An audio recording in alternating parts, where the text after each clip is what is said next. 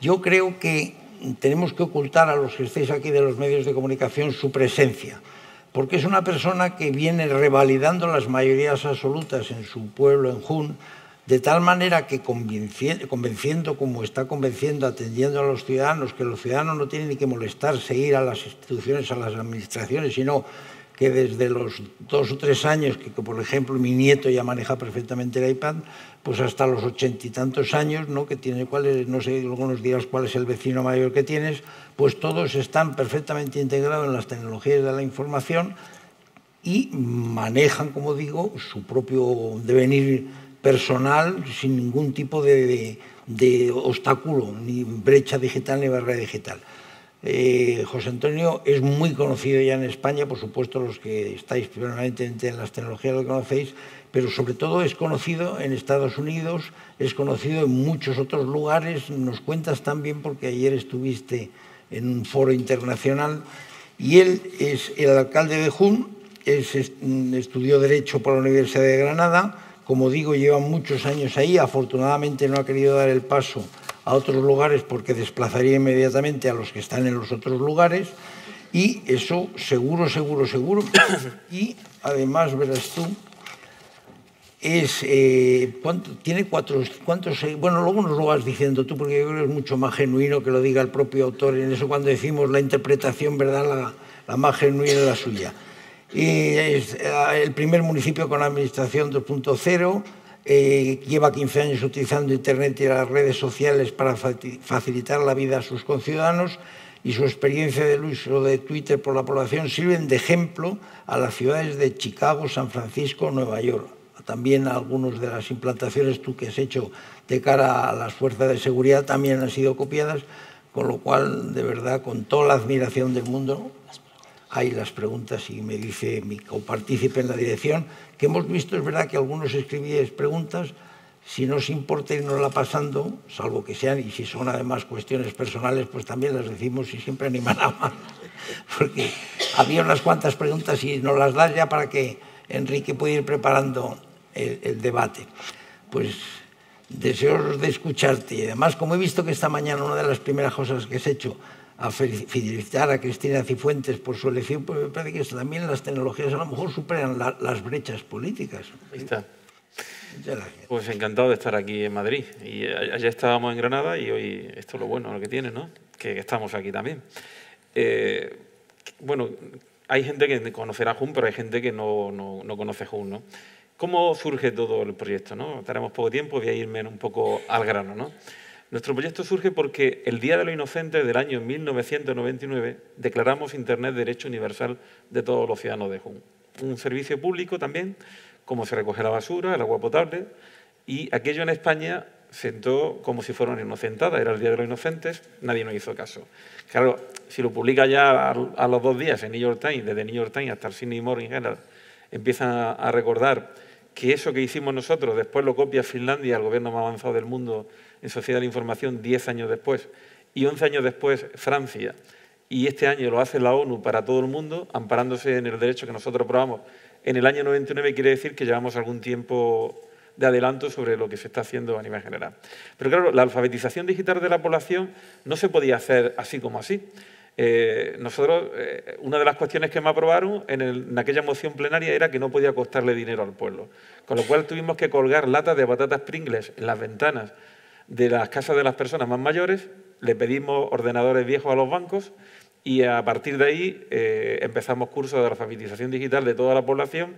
Y cuando viene un periodista que se llama Manuel Cuellar, que probablemente lo conoceréis, estaba trabajando en El País, hizo un reportaje de 5 páginas sobre Jun, después de que lo publicaron los medios extranjeros, pues se encuentran a María Isabel Jiménez, una anciana que todavía vive y ya está cerca de los 100 años, se la encuentran, entonces tendría 79, 80, 81 años, se la encuentran ligándose a un piloto de Iberia de 32 años, haciéndose pasar por una chica de 25, ¿no? Ese era nuestro inicio, ese era el inicio del proceso de Jun, ¿no? Bueno, después firmamos la Carta de Helsinki, decidimos que el gobierno abierto tenía que nacer y entonces lo llamamos la teledemocracia activa, todavía no habíamos puesto esa denominación más actual que se llama gobierno abierto. Pero empezamos, como no existían las redes sociales, creamos una comunidad virtual que se llamaba Ciudad Futura Jun, y ahí hablábamos todos con todos, ¿no? Era lo que hoy son las redes sociales, solo que en el entorno de un pueblo, con la red wifi, hicimos esa comunidad virtual. Y claro, cuando llegó Facebook y Twitter, para nosotros aquello era algo tan normal, o sea, ya es que lo estábamos haciendo nosotros. Es decir, que ya teníamos constituida una red social, pero solo para un pueblo. Aquello fue fundamental, porque decidimos que las tecnologías no podían estar al servicio de los ciudadanos, sino los ciudadanos... o sea, las tecnologías tenían que estar al servicio de los ciudadanos y no al revés, no los ciudadanos pendientes de las tecnologías. Y aquello fue un cambio absolutamente brutal. Cuando el 20 de junio, yo me comprometí, bueno, el 16 de mayo del 2001, yo me comprometí firmando la Carta de Helsinki en París, que la firmó Bruselas, París y Jun, un triángulo tecnológico que hicimos. Jun tenía entonces 1.700 habitantes, Bruselas y París no me acuerdo cuánto tenía. Pero cuando firmamos esa Carta de Helsinki nos comprometimos a hacer el primer pleno interactivo de toda la historia. Y cuando hicimos el primer pleno, cuyo orden del día lo hacían los ciudadanos, no el alcalde, sino lo que querían los ciudadanos, pues se conectaron 2 millones de ciudadanos de todo el mundo a un pueblo, a un pleno de un pueblo. Había 69 medios de comunicación extranjeros acreditados para cubrirlo. Lo publicó desde el USA Today hasta, bueno, todos los medios de comunicación internacionales, pero nace lo que entonces era el gobierno abierto, entró el presidente de la Comisión Europea, Romano Prodi, y empieza todo un proceso en el que cuando llega el 11 de marzo, ¿acordáis del atentado del 11 de marzo? Pues ocurre el atentado y 3 días después hicimos las primeras elecciones electrónicas del mundo a través de móvil e internet simultáneamente.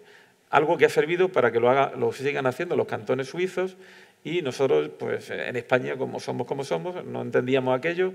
Los jueces del tribunal correspondiente no admitieron que se pudiera hacer el voto electrónico. En fin, lo hemos hecho para otros países, pero no lo usamos en España con el gasto que supone hacerlo como lo estamos haciendo ahora mismo. Bueno, todo eso surge, pero llega un momento muy importante, que es el momento de las redes sociales. Llegan las redes sociales, la gente está ya dentro de las redes sociales y tomamos una decisión, y es... ¿Quién valora, o hago esta pregunta, quién valora el trabajo que hace un barrendero aquí en Madrid? Nadie. Nadie valora el trabajo que hace el barrendero. Claro, porque nadie lo valora hasta que llega una huelga de basura y está Madrid hecho un asco y en ese momento valoramos el trabajo que hacía el barrendero. Eso es lo que está ocurriendo con los empleados públicos, finalmente, porque como no tienen visibilidad, no se valora su trabajo, decidimos que todos los empleados del ayuntamiento iban a tener una cuenta de Twitter.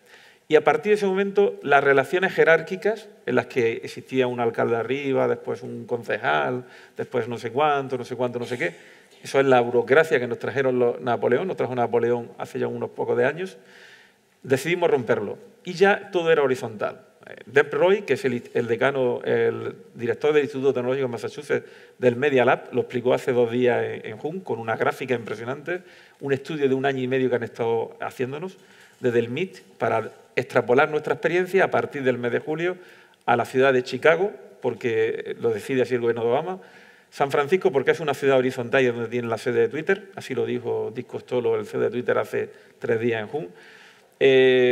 Nueva York porque es una ciudad totalmente vertical, una comunidad que vive en edificios grandes, y luego la ciudad de Boston, por una razón, porque es allí donde está el Instituto Tecnológico de Massachusetts y es quien ha puesto todo el esfuerzo y la investigación para hacerlo.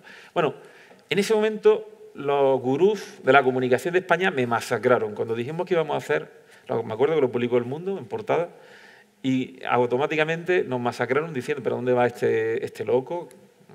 Con que tenga Twitter el ayuntamiento y poco más, suficiente. Bueno, eso nos incentivó claramente mucho más, ¿no? a los empleados, a nosotros, y ahora vuelvo al pueblo, ¿no? Porque es muy importante. En ese momento, cuando hacemos eso, el primer tuit que se recibe es la madre de los niños del colegio a la máquina barredora, a @barredorajun, diciéndole, que por cierto invito a que la sigáis porque es, ya veréis, no es la típica máquina que habla, sino es una máquina graciosa, haciendo tuit, anima a todo el mundo por las mañanas con sus tareas. Y el tuit que recibe es, ¿no tiene la máquina barredora otra hora para barrer que las 9 de la mañana, que es cuando estamos metiendo a los niños en el colegio y se distraen? Entonces la máquina barredora dice, bueno, yo tengo mi corazoncito, pero a partir de mañana nosotros vamos a barrer a las 8 de la mañana para no molestar a los niños. No. A partir de ahí ocurre una cosa. Se empodera el trabajo del empleado público, ¿no? El otro día hacía de Roy, el director del MIT, decía, el récord mundial de resolver un asunto lo tiene el electricista de Jun. que recibe un tuit de una señora y 3,2 minutos después él pone otro tuit con la farola que estaba fundida, porque decía que estaba la farola fundida, luciendo la farola y resuelto, ¿no? Pero claro, al mismo tiempo ocurren más cosas, ¿no? Es un fenómeno que ha ido cambiándolo todo, ¿no? Entre tanto contamos, por ejemplo, una anécdota, ¿no? El otro día cuando empezamos a introducir a las personas más mayores en el mundo de las tablets, pues fijaos las cosas que ocurren, ¿no? Le descargamos un periódico para que vean cómo se ve un periódico por internet. Claro, ¿sabéis lo que hizo una persona que tenía 78 años? Hizo esto. Claro, eso es lo que te pide el cuerpo. Nativos digitales, ¿no? Personas que no han vivido con eso, ¿no? Bueno, a partir de ese momento, los abuelos empiezan, esos mismos que le están haciendo así, ¿no?, a la tablet, son los que están mirando en la cuenta de Twitter de la chica que hace el menú escolar cada día lo que van a comer sus nietos o sus hijos. Es decir, es un mundo donde ha desaparecido la burocracia. La BBC, que ha estado grabando ayer, allí en Hun, decía, bueno, ¿cómo puede ser que estamos aquí, queremos entrevistar a alguien y no hay nadie, no hay una cola de gente como hay en otros sitios, ¿no? Este es mi móvil. El móvil de cualquier alcalde está ahora mismo, si me llaman, se oiría, ¿no? A nadie se le ocurre llamar, ni a mí ni a otra persona de Hun, porque llamar se considera una intromisión. Eso se ha acabado, eso pertenece al pasado. El mundo ha cambiado absolutamente en Hun a partir de todo este proceso porque lo hacemos, yo he resuelto, lo dije en la campaña, 116.288 cosas en los últimos 4 años. O sea, yo resuelvo al día 81 cosas. Pero cada día resuelvo menos, no más, porque lo estamos haciendo tan horizontal que todo el mundo ya sabe quién es su policía, quién es su barrendero, quién es su electricista, quién es su fontanero. Todo el mundo sabe qué cosa quieren hacer. Esto es lo que quiere llevar. Este tipo de gobierno es el que quiere llevar la administración de Obama y lo que quiere llevar esas 4 ciudades que he mencionado antes al mundo del gobierno del futuro. El otro día cuando nos entrevistaba la revista Times, pues nos hacía especial incidencia en eso, nos decía. Pero bueno, realmente se resuelven las cosas y yo invitaba de verdad a que vieran los procesos, ¿no? Un ejemplo que os puedo contar para finalizar, ¿no? Mira, en todos los alcaldes del entorno metropolitano de Granada, yo formo parte de los alcaldes del área metropolitana de Granada, prácticamente todos han cambiado. Y el que no ha cambiado se ha mantenido con una serie de pactos, etcétera. Nosotros hemos conseguido de nuevo otra mayoría absoluta, ¿no? Yo llevo ahora 11 años de alcalde, pero hemos conseguido otra mayoría absoluta. ¿Por qué? Veréis, teníamos un leve problema en estas elecciones, ¿no? Sabíamos que podía haber una urbanización muy nueva, donde se había venido a vivir gente hacía muy poco tiempo y estaba empadronada recientemente, y nosotros tenemos una herramienta que hace mediciones en red, ¿no? Que hace mediciones, mide situaciones. Yo, por ejemplo, esa herramienta la lanzamos para las elecciones andaluzas y sabíamos que Podemos iba a sacar 15 parlamentarios y lo publiqué en Twitter 3 días y pico antes de las elecciones. Todo el mundo pensaba que bueno, es acertado, ¿no? Pero es que habíamos acertado también en las elecciones europeas, habíamos acertado también en la elección de Rubalcaba y era una elección directa interna del partido, ¿no? Bueno, pues esa herramienta la lanzamos a ver qué pasaba con las elecciones donde yo me presentaba. Y de repente salía que podíamos tener dificultad en una zona del pueblo para la mayoría absoluta. Y si yo no ganaba por mayoría absoluta, había un pacto entre partidos para que no siguiéramos nosotros gobernando. Entonces había que intentarlo, ¿no? Bueno, ¿qué hicimos? Analicemos las conversaciones, ¿no? Analizamos todas las conversaciones y salía que 532 personas, exactamente, habían mencionado en las últimas 24 horas la palabra avispa. Entonces decíamos, ¿avispa? No hablan del PSOE, no hablan de Izquierda Unida, no hablan del PP, hablan de avispa, ¿no?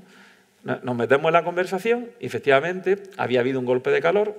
Muchas personas, las avispas cuando hay golpe de calor salen a la superficie y cuando salen por golpe de calor salen atontadas y se lanzan hacia las personas muchas veces. Claro, estaba la gente preocupada, no de la infraestructura que estábamos intentando decir que habíamos hecho, etcétera, etcétera, estaban preocupadas de las avispas. Reacción.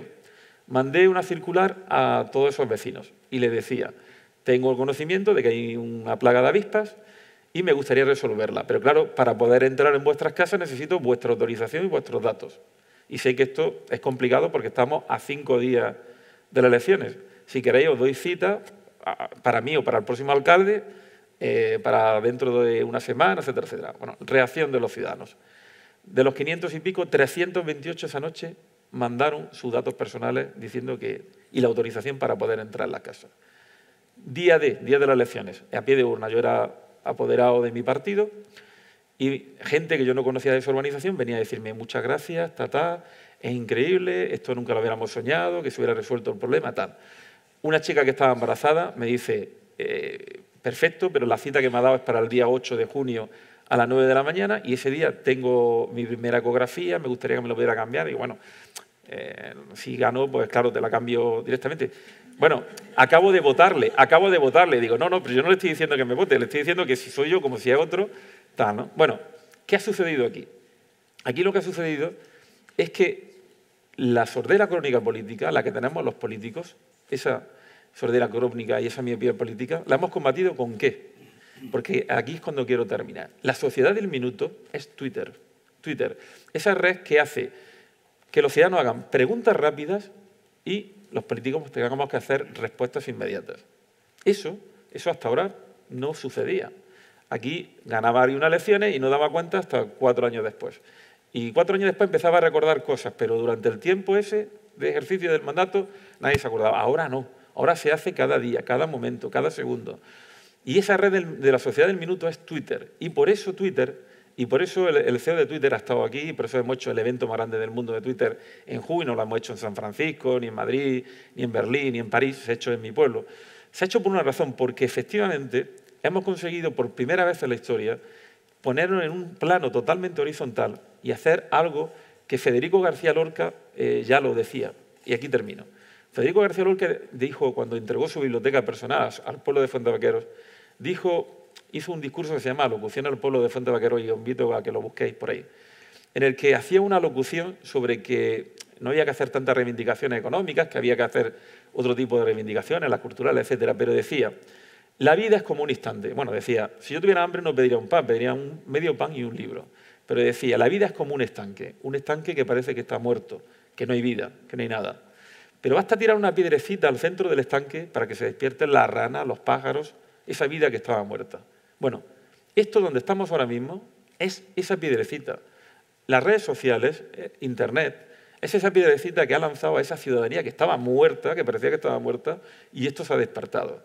Y se ha despertado sin retorno hacia atrás. Y los políticos que no estén en las redes sociales y que no estén en este mundo ya están siendo amortizados por esa ciudadanía que quiere mucho más. Así que con estas palabras de Lorca, muchas gracias.